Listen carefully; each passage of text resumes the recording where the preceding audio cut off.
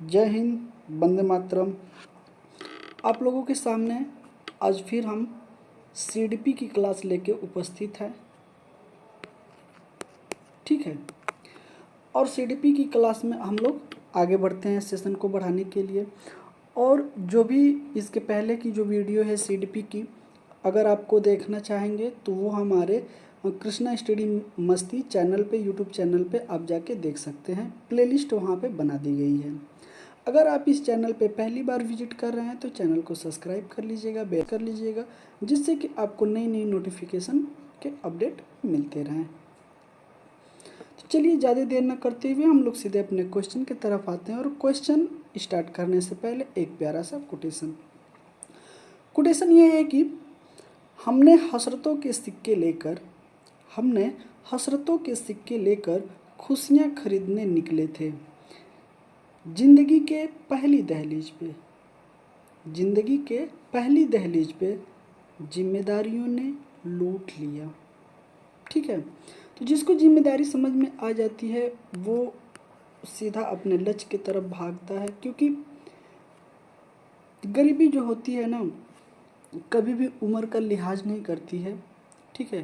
तो अभी वक्त रहते आप पढ़ लीजिए, नहीं तो जब ज़िंदगी नचाएगी ना तो रोड पे तमाशा करना पड़ेगा, ठीक है। और कद्र नहीं होती है ऐसे लोगों की, ठीक है। तो चलिए बिना देर किए हुए हम लोग सीधे अपने सेशन पे आते हैं। और ये रहा आज का हम लोगों का पहला क्वेश्चन।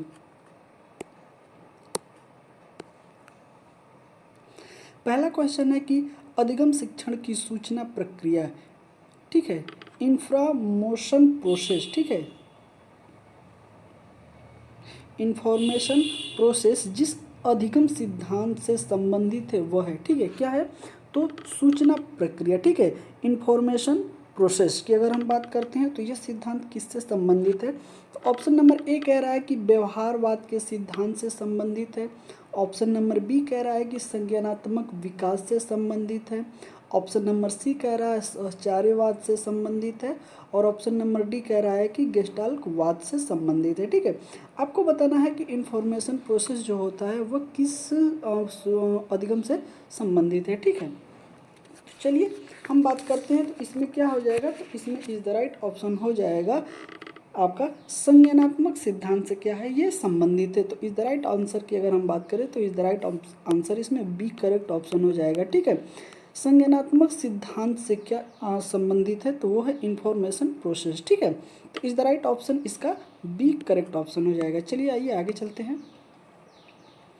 अगले क्वेश्चन की अगर हम बात करते हैं तो अगला भी क्वेश्चन बड़ा ही उम्दा दिया है। और अगले क्वेश्चन की अगर हम बात करते हैं तो अगला क्वेश्चन है कि सीखने की प्रक्रिया में विद्यार्थी द्वारा की गई त्रुटियों के संबंध में आपकी दृष्टि से निम्नलिखित में से कौन सा कथन सर्वोच्च है, ठीक है। तो हमें बताना है कि सीखने की प्रक्रिया में अगर हम विद्यार्थी को सिखा रहे हैं, ठीक है, तो उस प्रक्रिया में जो है कि विद्यार्थी द्वारा की गई त्रुटियां जो होती है, तो उस दृष्टि से आप कौन सा कथन को सर्वोच्चतम मानते हैं, ठीक है, जो सबसे ज़्यादा सही हो, ठीक है। तो ऑप्शन नंबर ए कह रहा है कि विद्यार्थी को कभी भी त्रुटि नहीं करनी चाहिए, त्रुटियां अधिगम की प्रक्रिया का भाग है, विद्यार्थी की लापरवाही के कारण त्रुटियां होती हैं, कभी कभी विद्यार्थी त्रुटियां कर सकता है, ठीक है। अगर इसमें हम सबसे करेक्ट ऑप्शन की बात करें, ठीक है, तो विद्यार्थी को कभी भी त्रुटियां नहीं करनी चाहिए, बिल्कुल भी ये ऑप्शन गलत है, ठीक है। क्योंकि अगर हम गलती नहीं करेंगे तो हम सीख ही नहीं पाएंगे। सीखने की प्रक्रिया जो होती है उसमें त्रुटि बिल्कुल स्वाभाविक प्रक्रिया है, ठीक है। तो त्रुटियां अधिगम प्रक्रिया का हिस्सा हैं, बिल्कुल ही करेक्ट ऑप्शन है, ठीक है। लापरवाही के कारण त्रुटियां होती हैं ऐसी कोई बात नहीं है, क्योंकि अगर हम जब सीखते हैं तो हम कोई लापरवाही नहीं करते हैं, लेकिन फिर भी उस दिशा में हमारी त्रुटियां हो जाती हैं।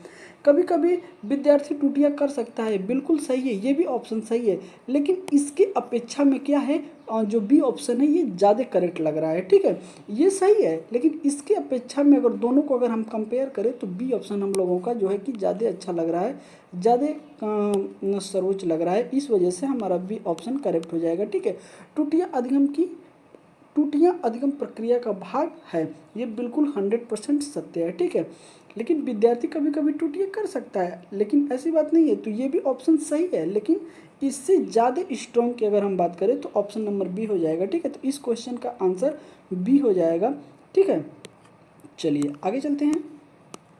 और अगले क्वेश्चन की अगर हम बात करते हैं तो अगला क्वेश्चन आप देखिएगा बड़ा ही उम्दा है हम लोगों का। और अगले क्वेश्चन की अगर हम बात करते हैं तो अगला क्वेश्चन हम लोगों का ये रहा कि प्रयास व त्रुटि किस नियम पर आधारित है। ठीक है, प्रयास व त्रुटि किस नियम पर आधारित है हमें बताना है। तो ऑप्शन नंबर ए कह रहा है कि आंशिक क्रिया, ऑप्शन नंबर बी कह रहा है बहु अनुक्रिया, ऑप्शन नंबर सी कह रहा है कि मनोवृत्ति, और ऑप्शन नंबर डी कह रहा है सहचार्य परिवर्तन। ठीक है, हमें बताना है कि प्रयास व त्रुटि किस नियम पे आधारित है। ठीक है, अगर हम बात करते हैं कि किस नियम पे आधारित है तो ये है बहु अनुक्रिया के नियम पर आधारित है। करेक्ट ऑप्शन इसमें बी हो जाएगा। ठीक है, बी जो है क्या है इसका करेक्ट ऑप्शन हो जाएगा। ठीक है, चलिए आगे चलते हैं। अगले क्वेश्चन की अगर हम बात करते हैं तो अगला क्वेश्चन है कि शिक्षा मनोविज्ञान के संदर्भ में सर्वाधिक उपयुक्त कथन है। ठीक है, शिक्षा मनोविज्ञान के संदर्भ में सर्वाधिक उपयुक्त कथन है, तो वो कथन कौन सा है। ठीक है, ऑप्शन नंबर ए कह रहा है कि शिक्षा मनोविज्ञान दर्शन शास्त्र की एक शाखा, शिक्षा मनोविज्ञान मनोविज्ञान की शिक्षा के क्षेत्र में एक शाखा, शिक्षा मनोविज्ञान मनोविज्ञान अध्ययन एवं शिक्षण है, शिक्षा मनोविज्ञान मन की शिक्षित विज्ञान है। ठीक है, हमें बताना है कि शिक्षा मनोविज्ञान के उपयुक्त में कौन सा कथन जो है कि ज़्यादा उपयुक्त हो सकता है। ठीक है, तो ये कथन हम लोगों का हो जाएगा इज द राइट ऑप्शन इसमें बी, शिक्षा मनोविज्ञान विज्ञान की शिक्षा के क्षेत्र में एक शाखा है। ठीक है, ये जो ऑप्शन है ये करेक्ट ऑप्शन है, तो बी क्या हो जाएगा, बी जो हो जाएगा करेक्ट ऑप्शन हो जाएगा। ठीक है, 104 नंबर क्वेश्चन के। ठीक है, चलिए आगे चलते हैं। अगर अगले क्वेश्चन की अगर हम बात करते हैं तो अगला क्वेश्चन थोड़ा सा पेचीदा है, लेकिन हाँ कोई बात नहीं, हम लोग सारे क्वेश्चन को देखना ही है।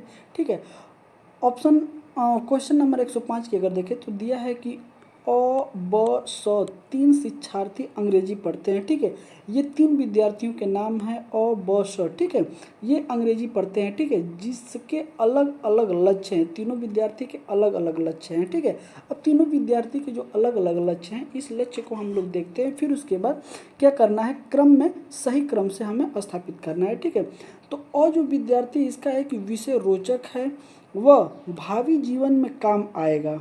ठीक है, ये किसका है, अ का है। ठीक है, ब की अगर बात करें तो कक्षा का पहला स्थान प्राप्त करना है।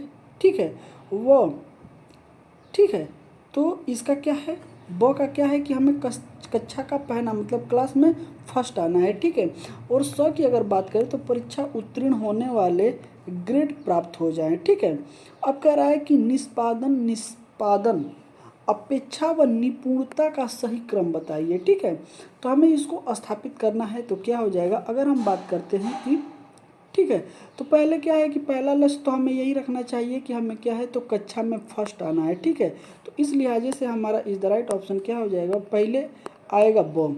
ठीक है, क्योंकि कक्षा में पहला स्थान प्राप्त करना हर एक विद्यार्थी का ये जो है कि लक्ष्य होना चाहिए। ठीक है, परीक्षा उत्तीर्ण होने वाले ग्रेड प्राप्त हो जाए, जब आप उत्तीर्ण होंगे तभी आपको अच्छे ग्रेड मिलेंगे, इस वजह से 100 आ जाएगा। ठीक है, और उसके बाद फिर क्या आएगा, तो उसके बाद अ आएगा जो जीवन के जो विषय रोचक हो वह भावी जीवन में काम आएगा। तो इस वजह से हम लोगों का अगर आंसर की बात करें तो क्या आ जाएगा, ब स अ। ठीक है, तो इज द राइट ऑप्शन इसमें क्या आ जाएगा, ब सो और इज द राइट ऑप्शन इसमें हम लोगों का डी जो है कि करेक्ट ऑप्शन हो जाएगा। ठीक है, तो क्या आएगा, ब सो और इसका करेक्ट ऑप्शन हो जाएगा। ठीक है, चलिए आइए आगे चलते हैं।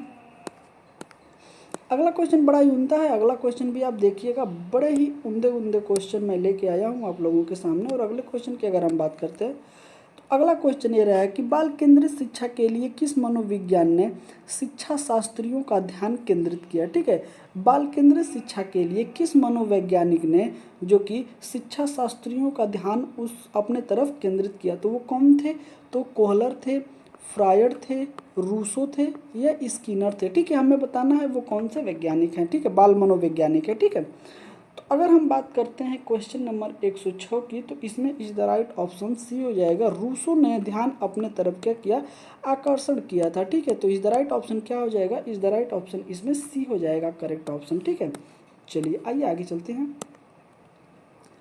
अगले क्वेश्चन की अगर हम बात करते हैं तो अगला क्वेश्चन देखिएगा हम लोगों का है कि अंतःदृष्टि अधिगम परिणाम है। ठीक है, हमें बताना है कि किसका परिणाम है। सॉरी माफ़ करिएगा, थोड़ा सा आंसर भी दिख रहा है आपको, तो आप लोग इसका आंसर बता सकते हैं। ठीक है, क्योंकि आंसर आप लोगों ने देख लिया है। ठीक है, अंतर्दृष्टि अधिगम परिणाम है। ठीक है, तो कह रहा है कि पुनर्वलन का है या उद्दीपन अनुक्रिया का है, समग्र कृति, ठीक है, परीक्षीकरण का है, प्रत्यक्षीकरण का है या उद्दीपन सामान्यीकरण का है। ठीक है, तो हमें बताना है कि अंतर्दृष्टि अधिगम का परिणाम है वो क्या है, पुनर्वलन का परिणाम है या फिर उद्दीपन अनुक्रिया का परिणाम है या फिर समग्राकृति प्रत्यक्षीकरण का है या फिर उद्दीपन सामान्यीकरण का है। ठीक है, अगर हम बात करते हैं 107 नंबर क्वेश्चन का, तो इज द राइट ऑप्शन इसमें सी हो जाएगा, करेक्ट ऑप्शन।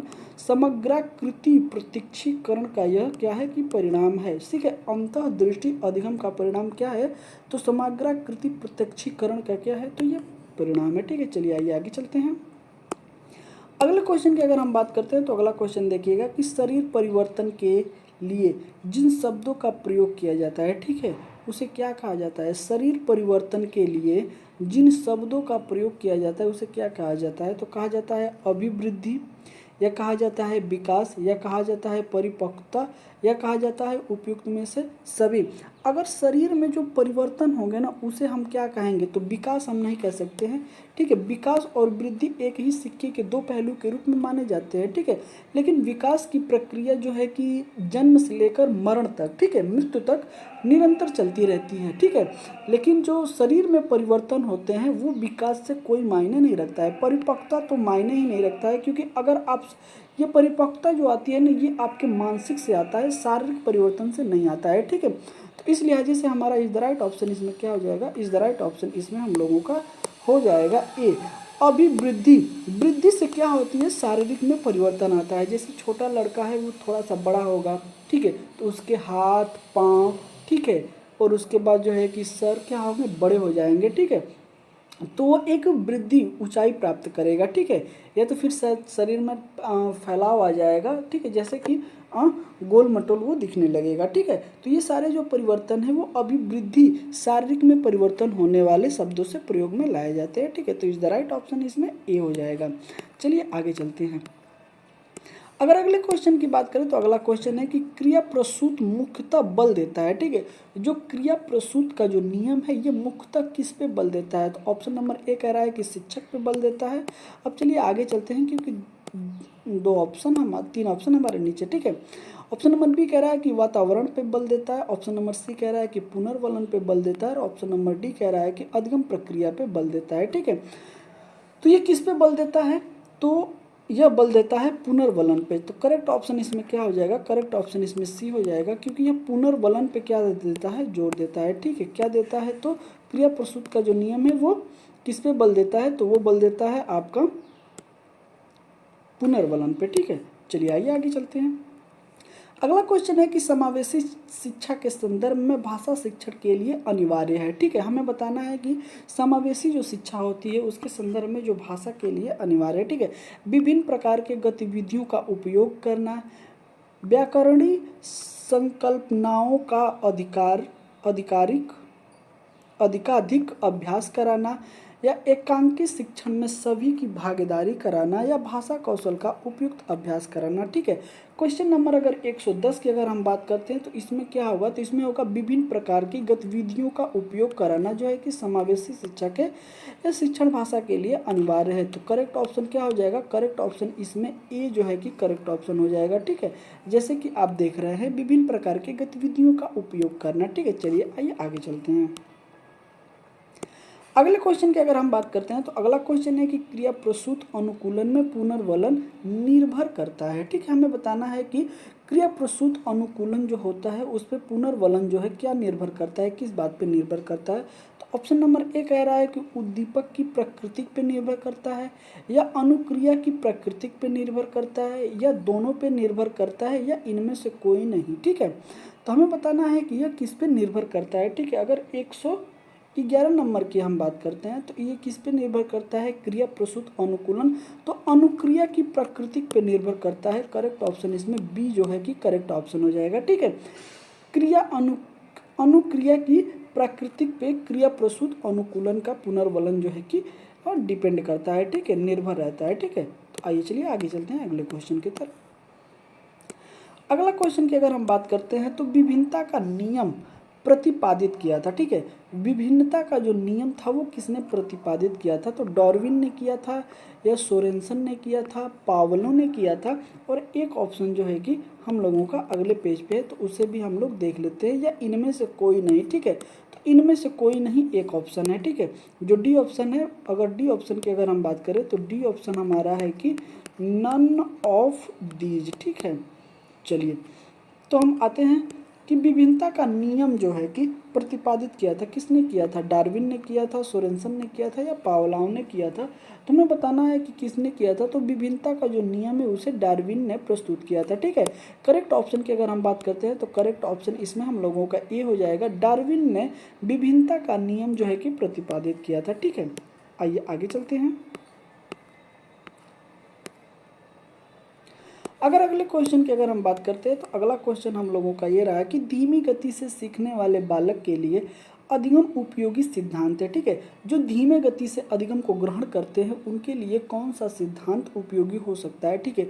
तो कोहलर का सिद्धांत उपयोगी हो सकता है, थार्नडाइक का सिद्धांत उपयोगी हो सकता है, हल का सिद्धांत उपयोगी हो सकता है, थर्स्टन, ठीक है, थर्स्टन का सिद्धांत जो है कि उपयोगी हो सकता है, ठीक है। हमें बताना है 113 नंबर क्वेश्चन की अगर हम बात करते हैं तो किस मनोवैज्ञानिक का वो कौन सा सिद्धांत है जो धीमी गति से सीखने वाले बालकों के लिए, ठीक है, उपयोगी, अधिक उपयोगी सिद्धांत है, ठीक है। तो वो है थार्नडाइक का सिद्धांत। इज द राइट ऑप्शन, इसमें बी करेक्ट ऑप्शन हो जाएगा, ठीक है।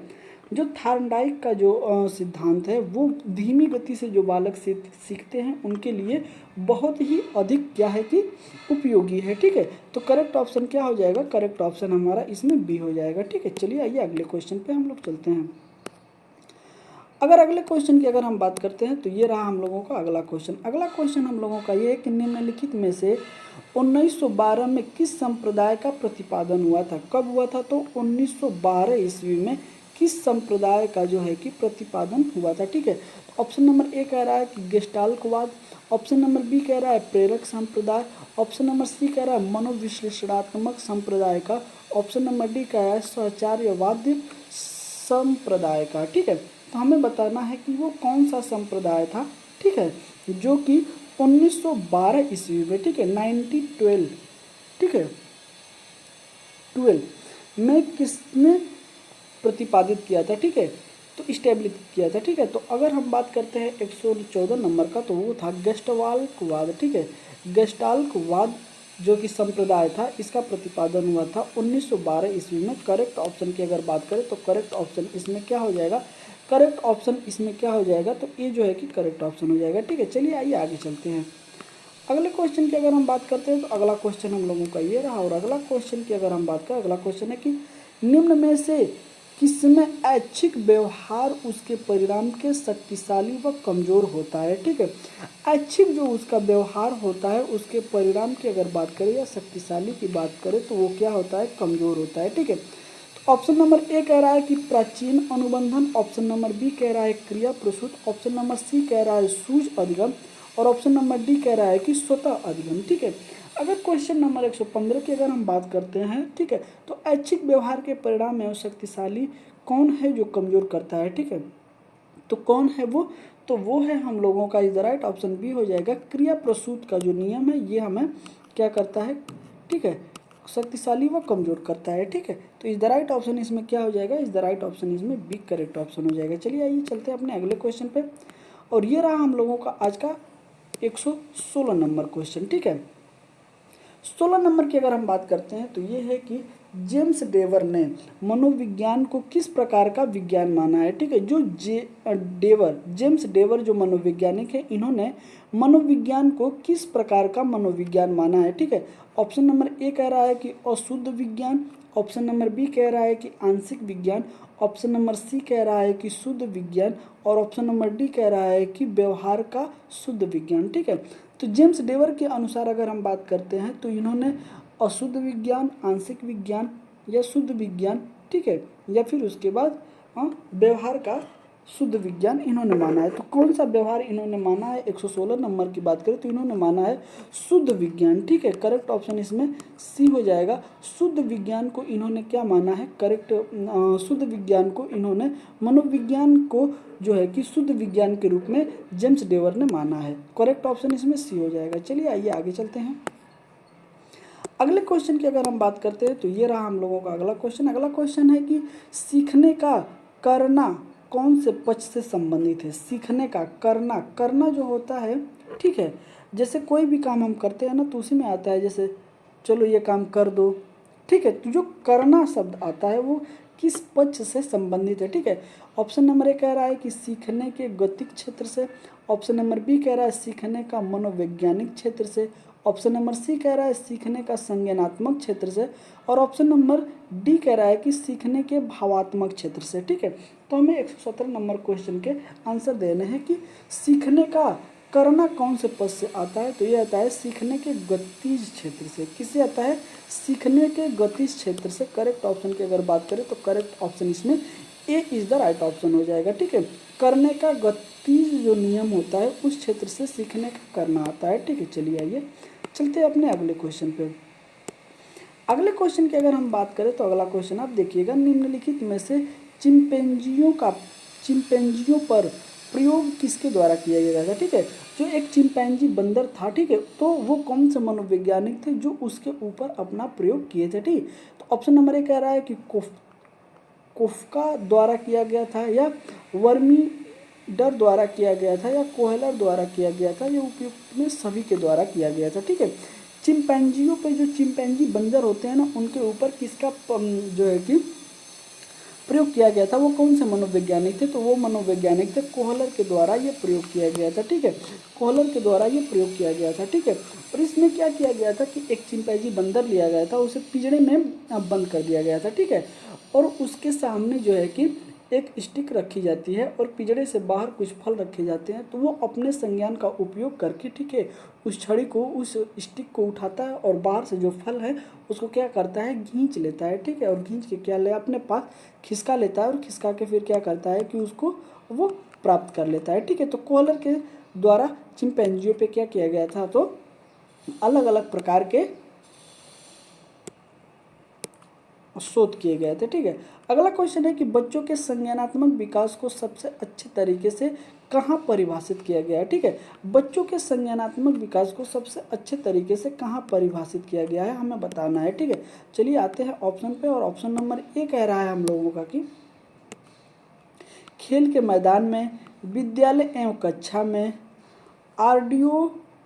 ऑडिटोरियम में, या फिर गृह में। ठीक है, हमें बताना है कि बच्चे का सही जो कि परिभाषित कहाँ हम कर सकते हैं। ठीक है, तो अगर हम बात करते हैं इस क्वेश्चन का तो कहाँ कर सकते हैं? विद्यालय एवं कक्षा में। तो करेक्ट ऑप्शन क्या हो जाएगा? करेक्ट ऑप्शन इसमें बी जो है कि करेक्ट ऑप्शन हो जाएगा। ठीक है, बी क्या होगा? करेक्ट ऑप्शन हो जाएगा, विद्यालय एवं कक्षा में किया जा सकता है। ठीक है, आइए इस सेशन का हम लोग लास्ट क्वेश्चन की तरफ चलते हैं, और इस सेशन में हम अपने वीडियो को यही विराम देंगे क्योंकि वीडियो ज़्यादा लंबी हो जाएगी। ठीक है, तो क्वेश्चन नंबर 120 की अगर हम बात करते हैं तो शिक्षक के लिए सबसे महत्वपूर्ण क्या हो सकता है? ठीक है, एक शिक्षक के लिए सबसे महत्वपूर्ण क्या हो सकता है? कक्षा में अनुशासन बनाए रखना, या फिर कक्षा समयानुवर्ती होना, या विद्यार्थियों की कठिनाइयों को दूर करना, या एक सुक्तवक्ता होना। ठीक है, तो हमें बताना है कि एक शिक्षक के लिए महत्वपूर्ण क्या होना चाहिए। तो एक शिक्षक के लिए जो महत्वपूर्ण है वो विद्यार्थियों की कठिनाइयों को दूर करना चाहिए। ठीक है, करेक्ट ऑप्शन की अगर बात करें तो सी जो है कि करेक्ट ऑप्शन हो जाएगा। अगर कोई भी विद्यार्थी है तो सबसे पहले हमें उसकी कठिनाइयाँ जानना चाहिए। ठीक है, वो किस कठिनाई का अनुभव कर रहा है, किस कठिनाई से वो पीड़ित है, और वो जानने के बाद हमें उस कठिनाई को क्या करना चाहिए? निवारण करना चाहिए, उपचार करना चाहिए, उसे हमें क्या करना चाहिए? दूर करना चाहिए। ठीक है, तो इस लिहाजा से सी जो है कि करेक्ट ऑप्शन हो जाएगा। ये क्वेश्चन को हम यहीं इस सेशन को हम यहीं एंड करते हैं। और अगर आप इस चैनल पे पहली बार विजिट कर रहे हैं तो प्लीज़ इस चैनल को सब्सक्राइब कर लीजिएगा।